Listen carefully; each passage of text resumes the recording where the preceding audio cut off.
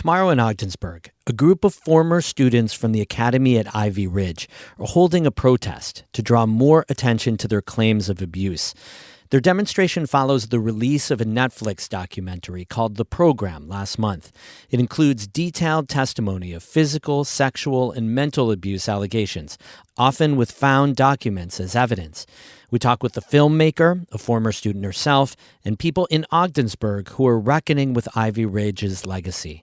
That's today's story of the day.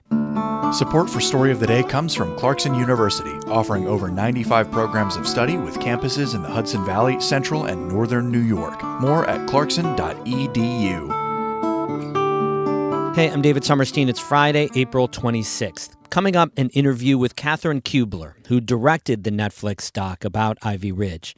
Ivy Ridge was open from 2001 to 2009 and employed dozens of people from the Ogdensburg area. Catherine Wheeler spoke with people around the city and has a story. Renee and Chip Brazy say when they first turned on the Netflix documentary, The Program, their jaws dropped. For this area, because we are from here, it was kind of like a bomb being dropped off where people didn't really know what was going on. The Brazys watched all 3 episodes of The Program. In it, the filmmaker and other former students of the Academy at Ivy Ridge return to the now-closed facility in Ogdensburg. They lay out abuse allegations that took place in the facility between 2001 and 2009. In a letter to the Ogdensburg Journal, Ivy Ridge's former director denied the claims of abuse, saying, quote, "There may have been a few isolated incidents of staff misconduct that we were unaware of, but that was not the norm." Renee Brazy says she had no idea what was allegedly going on inside of Ivy Ridge.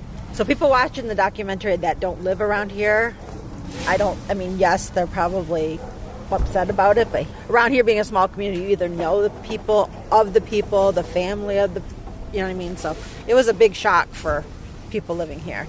Dorian Lenny Wallace was in high school around the time Ivy Ridge closed in 2009. There were rumors. It never sounded good. I had a friend who knew some things about it, and she said there was a point system, and everything she said that I heard about it, it ended up being in the documentary. Lenny Wallace says she doesn't remember how her friend seemed to know about what was going on inside, but she did believe her. I wish she could have done something about it, but it was shut down pretty soon after I heard those things. So, and, I was a kid.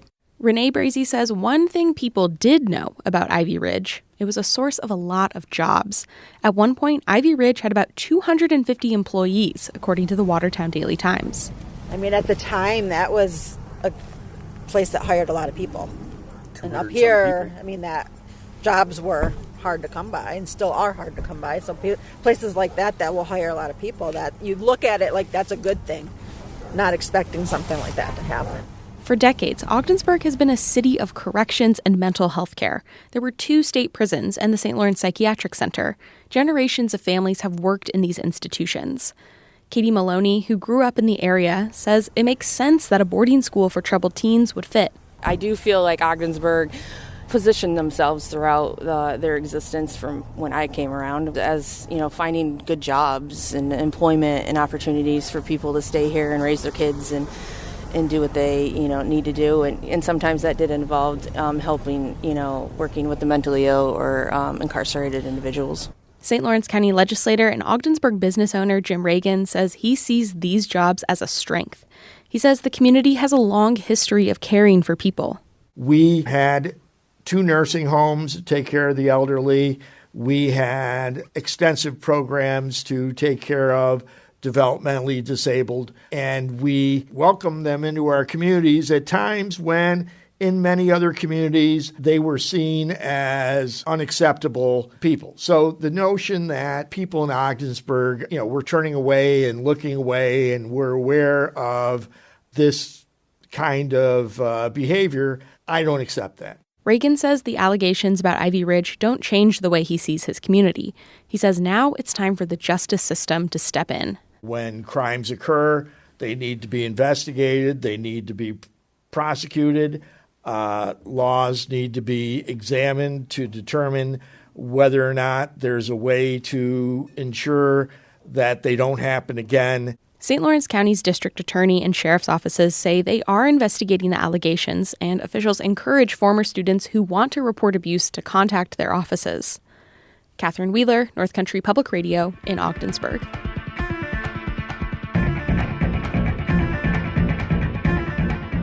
In a letter to the Ogdensburg Journal, former Ivy Ridge administrator Jason Finlinson said the portrayal of Ivy Ridge was inaccurate. He said there may have been a few isolated incidents of staff misconduct, but he said most of the staff were, quote, good, caring people who were interested in the well-being and personal growth of the students.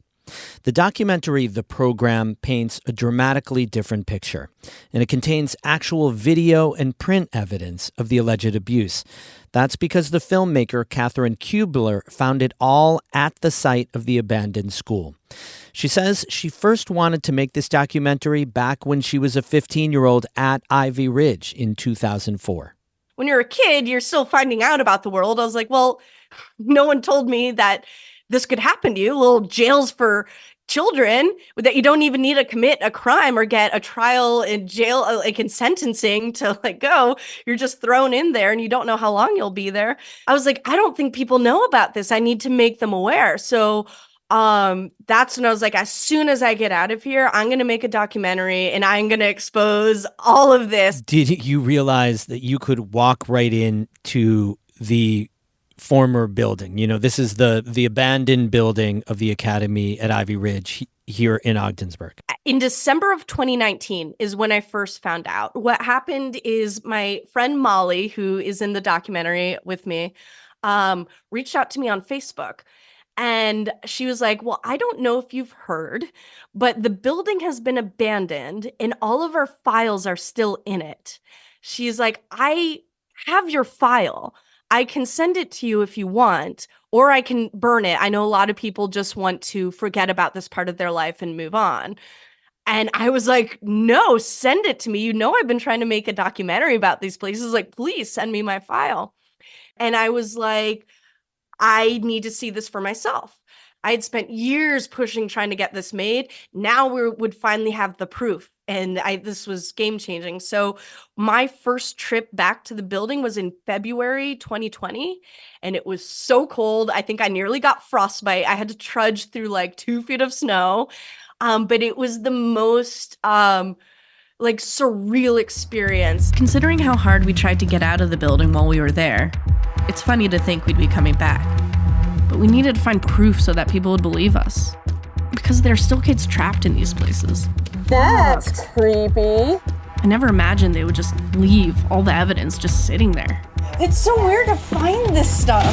Why did they keep this shit? The door to the gym was open, but there was overgrown ivy going in. It was so creepy. And I walked in and the first thing I see is these chairs set up in a circle. Clearly a bunch of Ivy Ridge kids or people had been back through already and left their marks on the wall or had seen things. But most of it was just untouched, like a time capsule. As you probably know, the St. Lawrence County District Attorney are investigating Ivy Ridge now in the wake of your documentary coming out and so many people coming forward with their stories of abuse. What do you want to come out of that? Who do you want? Some justice. Who do you want to be held accountable, First of all the staff that were complicit. And then on the other end of the spectrum, you have staff that weren't necessarily abusing kids and that were actually nice to us. And, that's the least you can ask, is that someone treats a child with humanity and empathy. So there were people like that at Ivy Ridge. And there are staff that have reached out, be like, I'm so sorry. I have no idea. The ones that I can forgive are the ones that saw what was happening and left. I want no part of this. But there are staff that stayed there for several years as family reps. And even though they may not have abused us, how can you see hundreds of children walking around in complete silence, not able to look out the window, not able to have access to communicate with their family, being restrained, and think that's okay? Catherine Kubler is a former student of the Academy at Ivy Ridge in Ogdensburg. She directed the documentary The Program, which is on Netflix. There's a much longer version of this interview on our website, ncpr.org.